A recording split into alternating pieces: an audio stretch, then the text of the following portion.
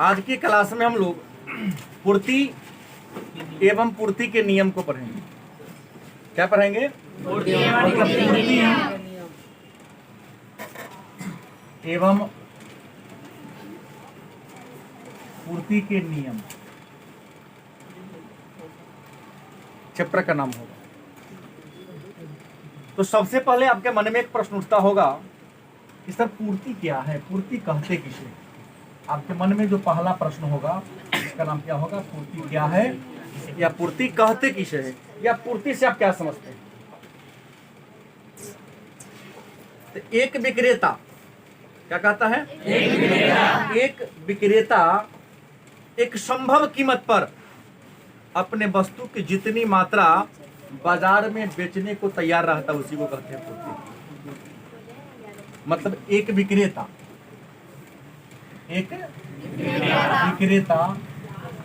संभव कीमत पर अपने वस्तु की जितनी मात्रा क्या हो बेचने को तैयार हो। एक विक्रेता मतलब बेचने वाला, मतलब दुकानदार, सेलर एक निश्चित कीमत पर, जैसे आलू 16 रुपये किलो, मान लो प्याज 20 रुपये किलो है। मानने में क्या जाता है, थोड़ा घर से जाता है कुछ नहीं तो मान लो माना 16 रुपये किलो आलू और 20 रुपये किलो प्याज है। एक विक्रेता 16 रुपये किलो की दर से आलू और 20 रुपये किलो की दर से प्याज की जितनी मात्रा बेचने को तैयार हो, उसे क्या कहेंगे? क्या कहेंगे? तो पूर्ति का परिभाषा जान गए। एक निश्चित कीमत और उपभोक्ता बाजार में वस्तु की जितनी मात्रा बेचने को तैयार हो, क्या कहेंगे? देखिए नया प्रश्न आता है मन में, स्टॉक क्या है?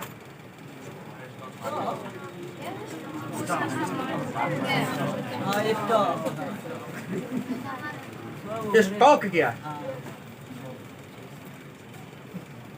गलत किसे? पूर्ति का परिभाषा हमने दिया कि एक विक्रेता एक निश्चित कीमत पर, एक संभव कीमत पर वस्तु की जितनी मात्रा बेचने को क्या हो? क्या कहते हैं? जल्दी की सही? मतलब अंग्रेजी में सप्लाई, अंग्रेजी में क्या कहेंगे? स्टॉक क्या है? तो एक विक्रेता के पास, एक सप्लायर के पास वस्तु की जो मात्रा बाजार में बिकने को तैयार ना हो, गोदाम में रख लो। पूर्ति का संबंध बाजार से है और स्टॉक का संबंध गोदाम से है। पूर्ति का संबंध किससे है? बाजार से। और स्टॉक का संबंध किससे है?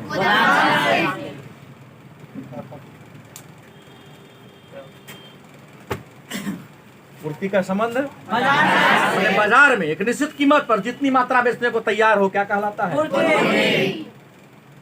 नहीं। और एक विक्रेता के पास जितनी वस्तु की मात्रा उसके गोदाम में सुरक्षित है कि दाम बढ़ेगा तो उसे क्या कहेंगे? स्टॉक कहेंगे। क्या कहेंगे? तो पूछेगा स्टॉक और पूर्ति में क्या अंतर है? तो एक लाइन में एक सर, पूर्ति बाजार में वस्तु बेचने के लिए तैयार मात्रा है, स्टॉक गोदाम में रखी हुई वस्तु की मात्रा है। क्या स्टॉक गोदाम में होता है, पूर्ति बाजार में? क्या? तब प्रश्न है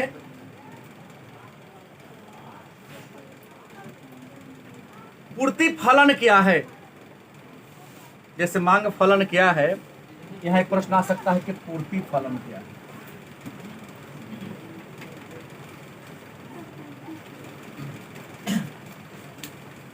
पूर्ति फलन क्या है या पूर्ति फलन से आप क्या समझते हैं? पूर्ति फलन का हो या पूर्ति अनुसूची का हो, एक निश्चित कीमत पर वस्तु की जितनी मात्रा बाजार में बेचने को तैयार होती है, तो बाजार कीमत, बाजार का जो कीमत होगा 100 और वस्तु की जो आपूर्ति है, बाजार का कीमत और वस्तु की पूर्ति के बीच का जो फलनात्मक संबंध है उसी को हम पूर्ति फलन के नाम से जानते हैं। बाजार में वस्तु की कीमत और बाजार में वस्तु के पूर्ति के बीच का जो रिलेशन होता है उसी को हम पूर्ति फलन के नाम से जानते हैं। बाजार में वस्तु की कीमत और वस्तु की पूर्ति के बीच जो रिलेशन होगा उसी रिलेशन को हम पूर्ति फलन के नाम से। और मैंने अब कहा था कि वस्तु के मांग और वस्तु के पूर्ति में विपरीत संबंध है। वस्तु के मांग और वस्तु के पूर्ति में कैसा संबंध है? लेकिन यहाँ कहता है कि कीमत व पूर्ति में धनात्मक पूरक संबंध है। मतलब मांग के नियम के अनुसार वस्तु की कीमत और मांग की मात्रा में कैसा संबंध है? गलत, ऋणात्मक संबंध। मांग का नियम कतत आंख तरे रहा है। मांग का नियम हमने क्या समझाया कि वस्तु की कीमत पी डी पी डी, ये मांग का नियम है। Higher the price lower the demand and lower the price higher the demand. क्या नहीं समझ में आता है? बार बार अगर प्राइस ऊंचा हो, ज्यादा हो तो डिमांड क्या होगा? कम होगा। यदि प्राइस कम होगा तो डिमांड क्या होगा? ज्यादा होगा।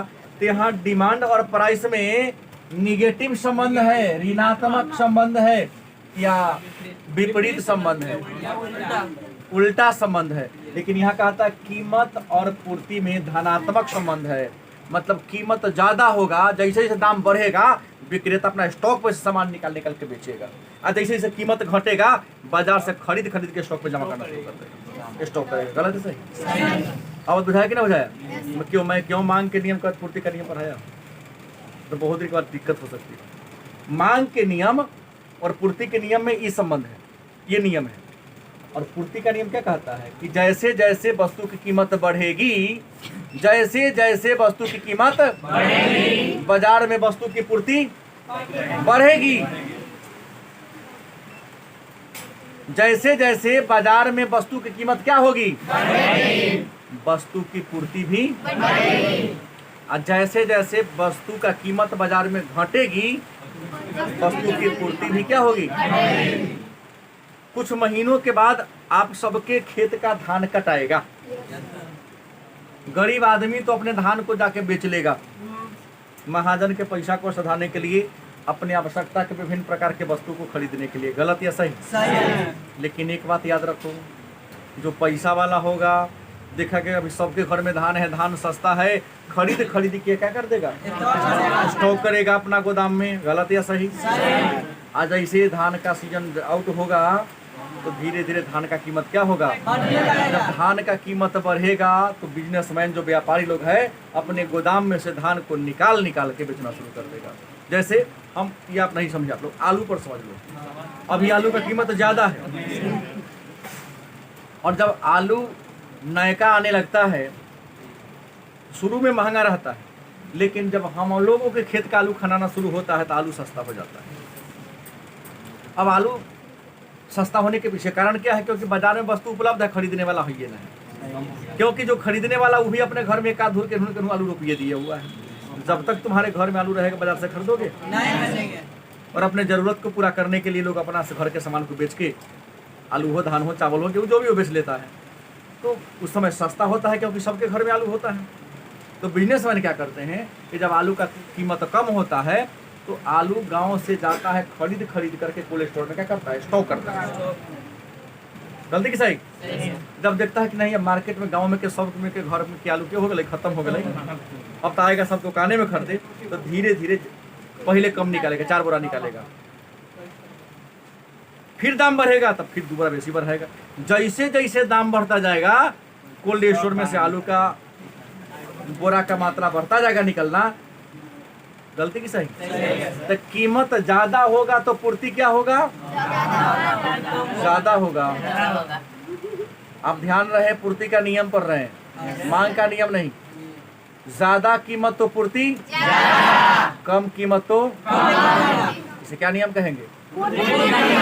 अन्य बातें समान रहे तो कम कीमत पर कम पूर्ति, अधिक कीमत पर अधिक पूर्ति। मांग और वस्तु की कीमत और पूर्ति में धनात्मक संबंध है, अन्योन्याश्रय संबंध है। पूरक संबंध है, ये सारा वस्तुनिष्ठ प्रश्न है।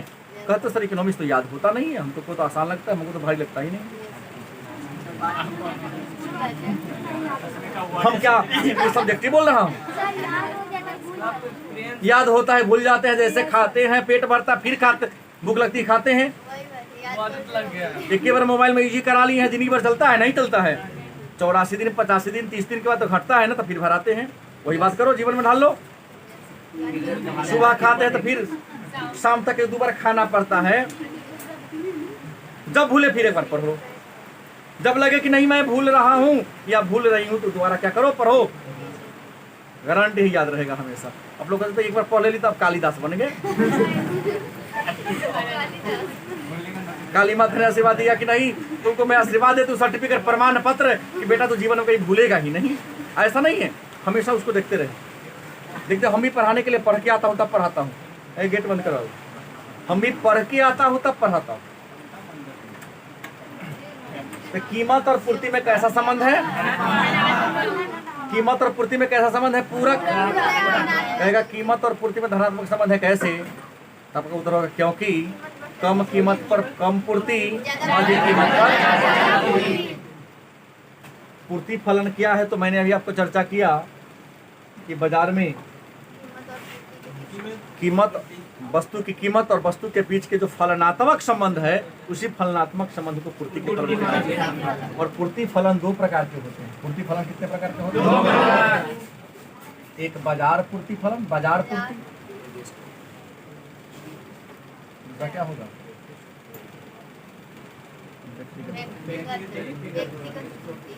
एक बाजार पूर्ति, दूसरा क्या होगा?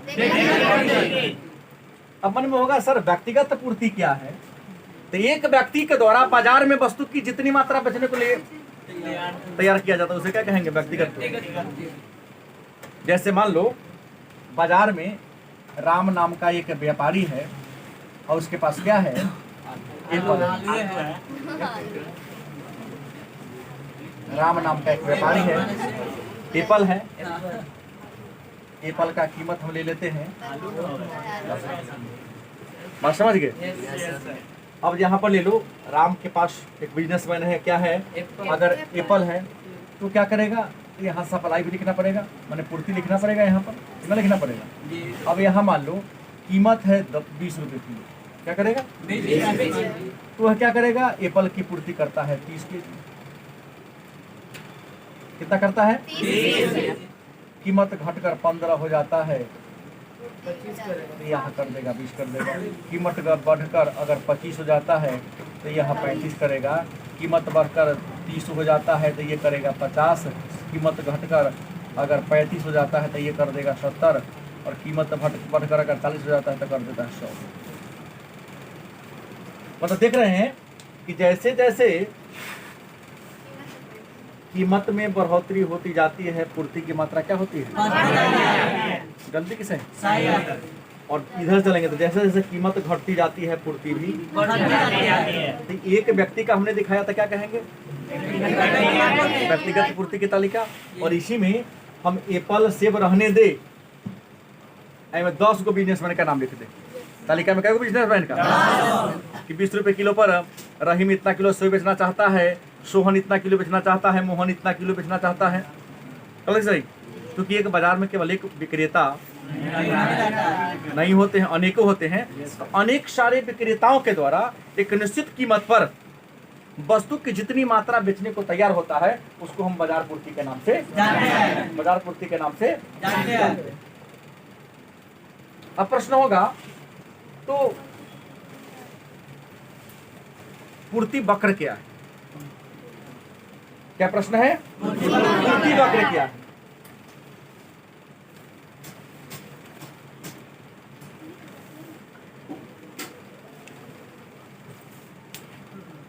टॉपिक क्या कहता है? पूर्ति वक्र। पूर्ति की तालिका हमने बता दिया। व्यक्तिगत पूर्ति, एक बाजार में एक व्यक्ति के द्वारा वस्तु की जितनी मात्रा निश्चित कीमत पर बेचने को तैयार होता है, उसको व्यक्तिगत पूर्ति, उसको तालिका में दर्शा दे तो व्यक्तिगत पूर्ति तालिका कहेंगे। बाजार पूर्ति, बाजार में अनेक सारे विक्रेताओं के द्वारा जितनी वस्तु की मात्रा बेचने को तैयार होता है, बाजार पूर्ति कहेंगे। यदि बाजार पूर्ति को तालिका में दर्शा दे, क्या कहेंगे? बाजार पूर्ति तालिका कहेंगे। अब कहेगा पूर्ति वक्र क्या है, तो पूर्ति वक्र पूर्ति की तालिका को रेखा चित्र के रूप में दर्शा देना। पूर्ति की तालिका को रेखा के चित्र के रूप में क्या कर देना, दर्शा देना। जैसे हम बताया हूं यहाँ पर 4 रुपये केजी कीमत कहता है 5 रुपये, यहाँ पर क्या होता है सप्लाई, तो 5 रुपये है तो यहाँ पर देता है 10 रुपये हो गया तो कर देता है 20, 15 रुपये करता है तो हो गया 30, 20 रुपये करता है तो यहाँ पर कर देता है 35 या 40, 25 रुपये होता है तो कर देता है 50, 30 रुपये होता है तो कर देता है 60।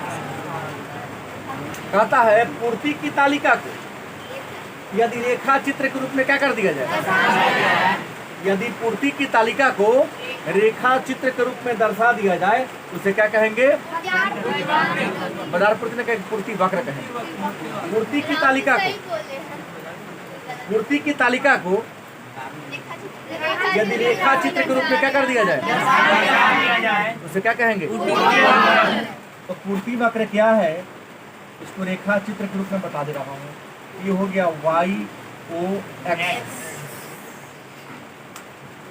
अगर 5 नंबर का प्रश्न करें पूर्ति वक्र क्या है या पूर्ति वक्र से आप क्या समझते हैं, तो हमने जस्ट कहा कि ये पूर्ति की तालिका है। इससे मतलब आपको नहीं है तो समझाने के लिए लिखा था पहले में। पूर्ति की तालिका को अगर ग्राफ पेपर पर, कौन पेपर पर दर्शा दिया जाए तो क्या कहेंगे, पूर्ति वक्र के नाम से जानते हैं। तो यहाँ पर लिखेंगे हम कीमत, Y पर क्या लिखेंगे, और यहाँ पर क्या लिखेंगे, वस्तु की मात्रा माने क्वांटिटी, यहाँ P और यहाँ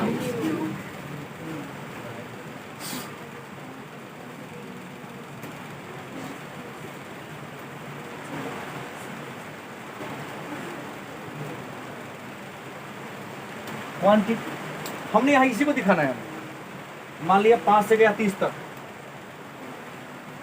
5, 10, 15, 20, 25, 30 क्या 10, 20, 30, 40, 50, 60। गलत सही कहता है। पूर्ति वक्र क्या कहता है, यदि पूर्ति की तालिका को ग्राफ चित्र पर पेपर पर दर्शा दिया जाए, पूर्ति की ग्राफ पेपर पर क्या कर दिया जाए, क्या कहेंगे, क्या कहेंगे। अब देखिए यहाँ कीमत था कई रुपये, 5 रुपये। तब पूर्ति वस्तु की मात्रा, वस्तु की पूर्ति, गलत कि सही, कीमत बढ़कर 5 से कितना हो गया, तो पूर्ति बढ़कर कितना हो गया, कीमत हो गया 15, पूर्ति हो गया 30, कीमत हो गया 20, पूर्ति हो गया 40, कीमत हो गया 25, हो गया 50, कीमत हो गया 30। मतलब यहाँ देखा क्या रहा है, जैसे जैसे कीमत बढ़ रहा है, जैसे जैसे कीमत वस्तु की पूर्ति क्या हो रही है, कीमत बढ़ रहा है तो पूर्ति क्या हो रही है। तो पूर्ति की तालिका को, पूर्ति की तालिका को यदि ग्राफ पेपर पर दर्शा दिया जाए तो क्या कहेंगे, क्या कहेंगे, पूर्ति वक्र के नाम से जानते हैं। और यहाँ सब रेखा चित्र से मिला दो, इसको हम पूर्ति की रेखा कहेंगे। इस पर सप्लाई होता है, या कौन रेखा हो गया, पूर्ति की रेखा हो गया। तो कहेगा एक वस्तुनिष्ठ प्रश्न यहाँ भी बन गया। पहला प्रश्न तो समझाते बार बार आ रहा हूँ, तो क्या दिमाग खोलने के लिए बार बार बोलता हूँ, नहीं तो ठीक तो यहाँ से रटते रहो ढेचू ढेचू करके। अरे 1350 ग्राम का ब्रेन है, थोड़ा दिमाग लगाओ। हमने कहा गधा बोलता है ढेचू ढेचू, से मैंने कहा गधा की तरह। कीमत और पूर्ति में कैसा संबंध है, या कीमत कम होने पर पूर्ति, कीमत कम होगा तो पूर्ति, कीमत कम होने पर पूर्ति, कीमत ज्यादा होने पर, कीमत कम होने पर मांग। वेरी गुड, बढ़ेगा तो बढ़ेगा, घटेगा तो घटेगा। सम्मान के लिए पर ले आए हम। बात बोलता नहीं, ढाई से बोलता है सब। कीमत कम होगा तो मांग, कम होगा, कीमत कम होगा तो मांग, मांग ज्यादा होगा, और कीमत ज्यादा होगा तो मांग। इकड़े उल्टाओ, हर बात सुनो। कीमत कम होगा तो पूर्ति कम होगी, और कीमत ज्यादा होगा तो पूर्ति। पूर्ति और कीमत में कैसा संबंध है? धनात्मक संबंध है, या पूरक संबंध है, या अन्योनाश्रय संबंध है, या सीधा संबंध है। जबकि कीमत और मांग की मात्रा के बीच विपरीत संबंध है, उल्टा संबंध है, ऋणात्मक संबंध है। आपूर्ति का नियम कहता है कि यदि अन्य बातें समान रहे तो जैसे जैसे बाजार में किसी वस्तु का कीमत बढ़ता जाता है, पूर्ति भी बढ़ती जाती है, और कीमत घटता जाता है तो पूर्ति भी घटती। यदि एक व्यक्ति के पूर्ति को तालिका के रूप में दर्शा दिया जाता है, व्यक्तिगत पूर्ति की तालिका, और बाजार में विभिन्न विक्रेताओं के पूर्ति को एक तालिका के रूप में दर्शा दिया जाता है। बाजार और व्यक्तिगत पूर्ति वक्र भी होगा, और बाजार पूर्ति वक्र भी होगा। बात वही लिखेगा, समझना दूसरा कुछ नहीं है। एक व्यक्ति के पूर्ति के तालिका को ग्राफ पेपर पर दर्शा दिया तो व्यक्तिगत पूर्ति वक्र। अब बाजार में जितने भी विक्रेता है, सबके अलग अलग कीमत पर जितना वस्तु की मात्रा बेचा, सबको अगर हम ग्राफ पेपर पर दर्शा देते क्या कहेंगे? तो यहाँ एक प्रश्न आया, खड़ा हो मत, तू खड़ा हो बोले। पूर्ति वक्र का ढाल कैसा है? तू पहले बताओ। ये है पूर्ति वक्र, यही ना है? इस वाला जो लिखा है, यह पूर्ति वक्र है। तो पूर्ति वक्र का ढाल कैसा है? चित्र देख के बोल रहा है। पूर्ति वक्र का ढाल कैसा है? तू बोलो। तो सीधा डायरेक्ट लाइन, बैठ जा, बुझ गेली। बाएं से दाएं, नीचे से ऊपर, तो सीधा है। सीधा कहाँ? सीधा तो ये है, सीधा तो ये है। सीधा है कहाँ जी? बाएं से दाएं, नीचे से ऊपर। ये ना बोलना है आपको, क्योंकि मांग करने में समझाया था कि ऊपर से नीचे, क्या बाएं से दाएं, ये भी है बाएं से दाएं, लेकिन नीचे से ऊपर। लेकिन धनात्मक वाला है, क्योंकि नीचे से ऊपर की वजह, ऊपर से नीचे आ रहा है, इसलिए ऋणात्मक था। मांग के नियम में ऊपर से नीचे आ रहा था, क्या होगा? लेकिन नीचे से कहाँ जा रहा है? हाँ, पूर्ति वक्र का ढाल कैसा होता है? धनात्मक। बस पुनिष्ठ प्रश्न है, वो केना हो गया, माथा चपेटते रहना। सर क्वेश्चन वही है, सिर्फ बोर्ड में लिखा हुआ है। बोर्ड पर थोड़ा सा ध्यान देना है बुआ रे। मेघ में भीज के अहला से, रौद में नहला से की सुधीर काम चले वाला न हो।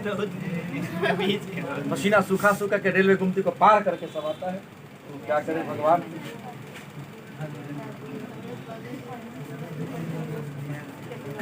आगे चर्चा करें, मिटा रहा हूं इसको। Yes sir.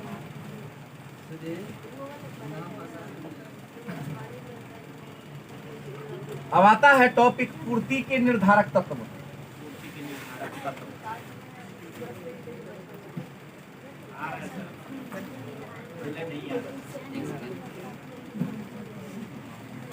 पूर्ति के निर्धारक तत्व मतलब पूर्ति को बताने वाला कारक।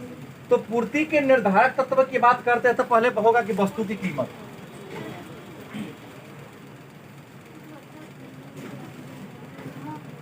क्या होगा? पूर्ति के निर्धारक तत्व मतलब पूर्ति को सूचित करने वाला, बताने वाला तत्व कौन है? तो पूर्ति को बताने वाला जो पहला तत्व है वो वस्तु की कीमत। Yes sir. क्योंकि आपको सबको पता है कि वस्तु की कीमत और वस्तु की पूर्ति में प्रत्यक्ष संबंध होता है। वस्तु की कीमत और वस्तु के पूर्ति में कैसा संबंध है? पूरक, अन्योनाश्रय, धनात्मक, सीधा। सामान्य दशा में, सामान्य दशा की बात बोल रहा हूं, सिचुएशन एकदम नॉर्मल हो, कीमत जैसे जैसे बढ़ेगा पूर्ति वैसे वैसे क्या होगी, बढ़ेगी। और कीमत जैसे जैसे घटेगा वैसे वैसे क्या होगी, घटेगी। माने कम कीमत पर कम पूर्ति, ज्यादा कीमत पर ज्यादा पूर्ति। तो पूर्ति के निर्धारक तत्व पहला कहना है वस्तु की कीमत। कीमत कम होगा तब पूर्ति क्या होगी, कीमत ज्यादा होगा तब पूर्ति क्या होगी। तुम बीए में लिखना पर डील कर सकती हो, एक पॉइंट में 4 लाइन बोला हूँ यहाँ पर। अब इसको डील क्या करना होगा, पूर्ति के निर्धारक तत्व कौन कौन है। तो पूर्ति का पहला निर्धारक तत्व है वस्तु की कीमत, माने दाम। पूर्ति का नियम वाला बात है लिख देना है कि कम दाम होगा तब पूर्ति क्या होगा, कम होगा। और ज्यादा दाम होगा तब पूर्ति क्या होगा। तो डील कर दो, लमड़ गया थोड़ा सा। दूसरा कहता है संबंधित वस्तुओं की कीमत। दूसरा क्या है, संबंधित। वाल्मीकि सिंह ना डंडा लाओ जी। पीछे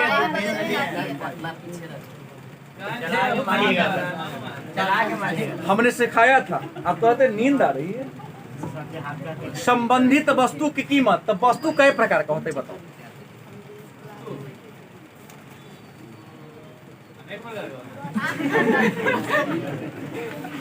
कोई महापुरुष, कोई हमारा बच्चा, तो खड़ा हो। कौन कौन ना, वस्तु प्रकृति के आधार पर 2 प्रकार का होता है। वस्तु प्रकृति के आधार पर 3 प्रकार, सामान्य वस्तु 2 प्रकार, एक स्थानापन्न वस्तु, दूसरा पूरक वस्तु। बैठ जाइए, आपका भी गलत नहीं है, लेकिन वस्तु की प्रकृति 3 प्रकार की होती है। प्रकृति के आधार पर वस्तु कई प्रकार की होती है, लेकिन संबंधित वस्तु 2 प्रकार का होता है। एक होता है स्थानापन्न, और दूसरा कौन होगा। अब वस्तु की प्रकृति के आधार पर वस्तु होगा, प्रकृति के आधार पर वस्तु 3 प्रकार का होता है। अनिवार्य,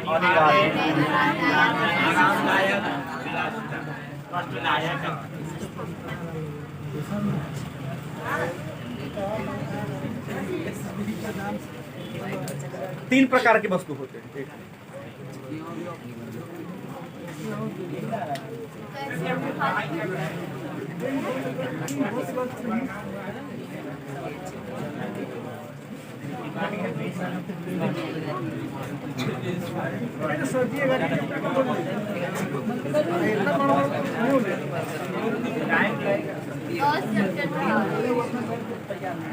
क्लियर है।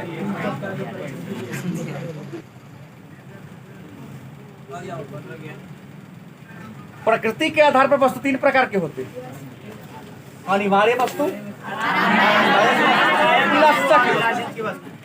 हमने कहा अनिवार्य वस्तु वह है जिसके बिना मेरा काम न चले, किसी भी कीमत पर उसको मैं उपयोग कर सकता हूँ। जैसे नमक, चावल, गेहूं, गलत सही नहीं, क्वालिटी कम का। हाँ, ऑक्सीजन अनिवार्य वस्तु है। कोरोना काल में सिद्ध किया कि जो ऑक्सीजन हमारे गांव में फ्री में मिलता है, 1,000 का सिलेंडर 1 लाख में बिका।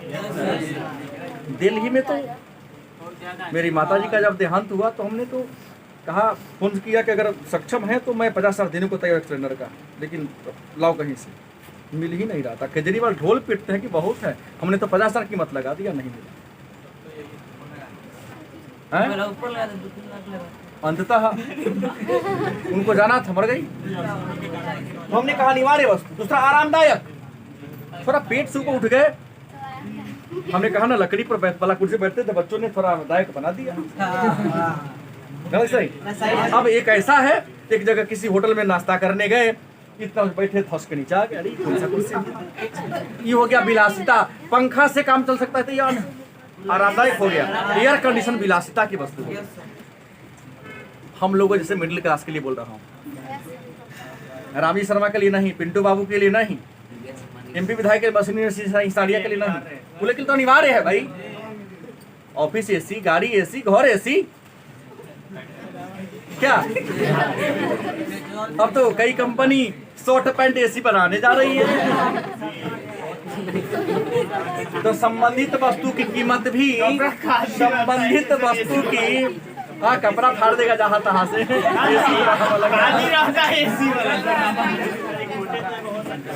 संबंधित वस्तु की कीमत भी मांग के निर्धारक तत्व हैं। और संबंधित वस्तु दो प्रकार के होते हैं, स्थानापन्न वस्तु, दूसरा सारे बच्चों को याद होगा जो थोड़ा भी सीरियस हैं। स्थानापन्न वस्तु उस वस्तु को कहते हैं जिसका प्रयोग उसके जगह पर उसके स्थान पर किया जाए।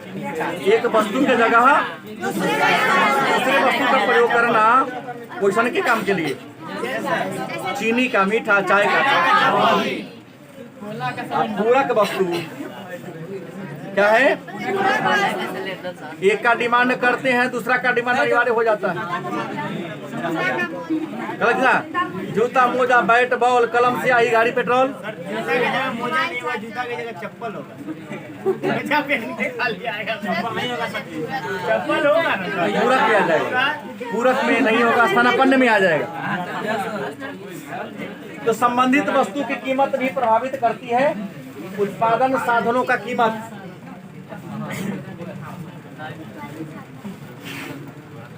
उत्पादन के साधनों का कीमत, उत्पादन के साधनों की कीमत भी पूर्ति के निर्धारक तत्व है। जैसे कहता है कि चावल की कीमत में वृद्धि हो जाएगी तो गेहूं का कीमत क्या हो जाएगा? गिर जाएगा। क्यों? कीमत बढ़ेगा तो सब बिजनेसमैन क्या करेगा? चल चावल के कारोबार करे, बड़ा फायदा है।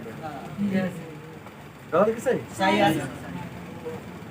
यहाँ पूर्ति के नियम पर रहे हो आप, ध्यान देंगे। हर जगह हर बात फॉलो नियम लागू नहीं होता है। कहता है कि उत्पादन के साधनों की कीमत, जिस बिजनेस में ज्यादा लाभ होता है लोग उसी पर ज्यादा फोकस करता है। देख रहे बहुत दवा का दुकान खुल रहा है, तो दवा का दुकान जबरदस्त बचत, कम से कम 70% तो तय है बचत। 70% फिक्स है, बचना ही है। 100 रुपया के बेचा तो 70% का बचत हो गया। अगर 10,000 का बेचा तो 7,000 उसमें कमाई हो गया, खर्चा बर्चा काट दिया।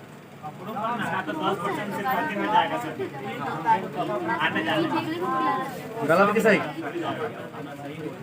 उत्पादन के साधनों की कीमत, एक हम एवरेज बोला हूँ, सब बिजनेस में ऐसा नहीं है जितना दवा में है। तीसरा है तकनीकी का स्तर।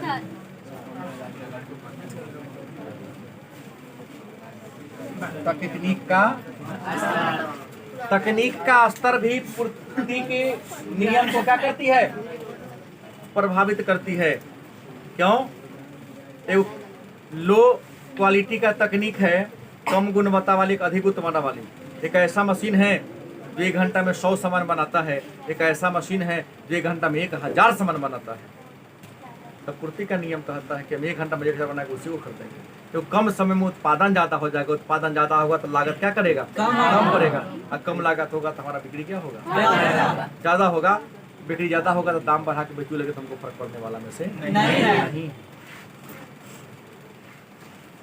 तो कीमत का स्तर भी, तकनीक का स्तर भी पूर्ति के नियम को प्रभावित करने वाले में से कारक है। फर्मों की संख्या क्या है? फर्मों की संख्या पूर्ति के नियम को प्रभावित करती है। क्या? फर्म मतलब कारखाना, उद्योग। एक ही वस्तु बनाने वाला अगर 50 गो कारखाना हो तो तय है दाम ऊपर कम होगे करेगा, कंपटीशन ज्यादा होगा।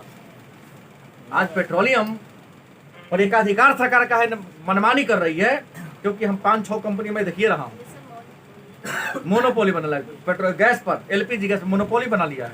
अगर 100 कंपनी आ जाए ना, गलत कि सही? 100 कंपनी आ जाए तो सारा मोनोपोली इनकी घटने लगेगी। गलत कि सही? तो फर्मों की संख्या, फर्म मतलब उद्योग, कारखाना की संख्या भी, फर्म की संख्या भी पूर्ति के निर्धारक तत्व है। फर्म कम होगा तो कीमत और ज्यादा होबे करेगा, क्योंकि सब अपना मिला लेगा मन, फिर ये कम में नहीं बेचना है। आप फर्मों की संख्या ज्यादा, कोना से मीटिंग करेगा? किस से मीटिंग करोगे जी? गलत कि सही? प्रचार सुन रहे थे एक बार 2 साल पहले, बगल में संजय सर का है जो 7,000 रुपया लेते हैं मैट्रिक पढ़ाने का, 500 में मैट्रिक का कोर्स पढ़ाएगा। छोटा क्या पढ़ाएगा जी 500 में? 1 साल का 500 पता चला जो लड़का दिया पैसा ओकरो पैसा पूरे दुकान में ताला मारा भाग गया।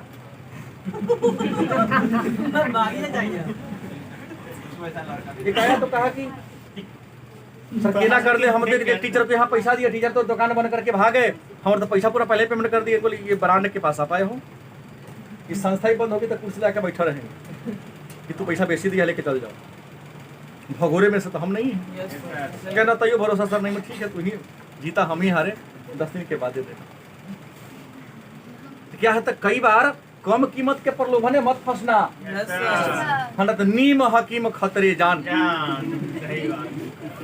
एक हमारे सामने काउंसलिंग सेंटर खोला था, यहाँ बीएड डीएड सब कराया जाता है। सब जगह सुनते थे इतना है इतना है, हमको कहा कि सर यहाँ 50-60 हज़ार में करा देता है।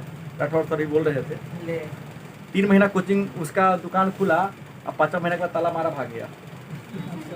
क्योंकि भाई जितना लागत था उसे तुम यहाँ ले रहा, तुमको बचेगा क्या जी? सैलून वाला में बीएड डीएड वाला था, कितना में आया कितना गया हूँ। हाँ बाल कटा रहा है, पहले पैसा कटा रहा था, बाल कटा रहा है। आई गुरुबा कहीं भी जाने वाला होगा, उस रूम का भाग लक्षण ठीक नहीं है। हाँ सही नहीं है, एरिया सही नहीं है। एरिया सब तो उस रूम का भाग लक्षण बोला। फर्मों की संख्या भाई नियम है, जहाँ सैलून कोचिंग के लाइन में कोचिंग चलेगा, दवा के दुकान के लाइन में दवा का दुकान चलेगी, कपड़ा के दुकान के लाइन में कपड़ा की दुकान चलेगी, किताब के दुकान के लाइन में किताब की दुकान चलेगी, सब्जी मंडी में ही सब्जी बिकेगा। Yes sir. और उधर क्या करो तू कितनो सस्ता करो, यहाँ पर सब्जी का ठेला ना बिकाएगा। अरे कहीं बाजार में सस्ता होगा तो गलत की सही? ये मायने पर होगा तो फर्म, हाँ माहौल ही नहीं है, वही मेरा कहना है। फर्मों की संख्या भी प्रभावित करती है। भविष्य में संभावित कीमत, भविष्य में अभी मान लो आलू का कीमत 16 रुपये, अब भविष्य में होगा कि ना कीमत तो घटे वाला है। जितना बिजनेस स्टॉक है धाय धाय निकालेगा अंदर से गोदाम में, सर बेच ले जल्दी 16 रुपये, और गिरने वाला तो वही दाम पर बेच लेगा। कहीं मुनाफा घाटा कम न होगा। अगर जान लिया कि 16 है, इस साल 42 रुपये होने वाला है, ताला मार चल जाएगा अमेरिका घूमने। गलती बोल रहा हूँ।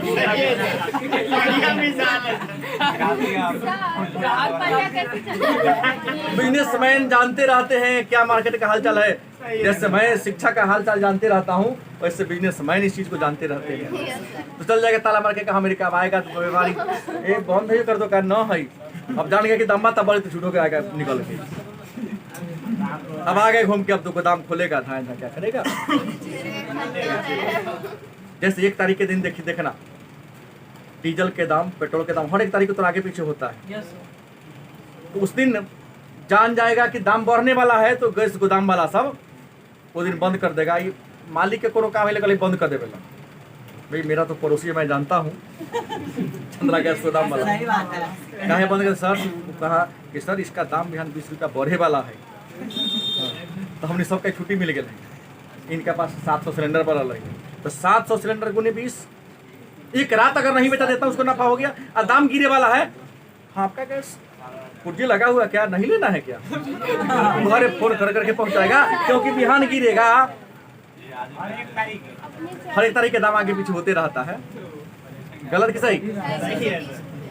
तो भविष्य में कीमत, संभावित कीमत, दाम बढ़ने वाला होगा तो स्टॉक पे से जल्दी ना निकालेगा, और दाम घटने वाला तो स्टॉक से तुरंत सामान निकाल के क्या कर देगा, बेच देगा। और सरकार के अंत में नीति, सरकार की नीति कैसी है? सरकार की नीति अनुदान देने वाला क्या है, तो वहाँ पर स्टॉक ज्यादा क्या होगा। आप सुनिए गेहूं में चावल के स्टॉक बहुत कम करता है, क्योंकि सरकार लगातार नवंबर तक 1-2 महीना के दे रही है, 1 महीना फिर 1 महीना पैसा से बहुत गरीब को फायदा मिल रहा है भाई। भले ही मोदी को आप बुरा कह दें, लेकिन बहुत फायदा योजना तो बहुत पहले से, लेकिन अब महामारी है, महामारी है तो इस महामारी के काल में बहुत सारा फायदा हुआ। आज के क्लास में इतना, इसका जो बता हुआ टॉपिक है कल चर्चा करेंगे। Rana ji sir sir sir sir एक मिनट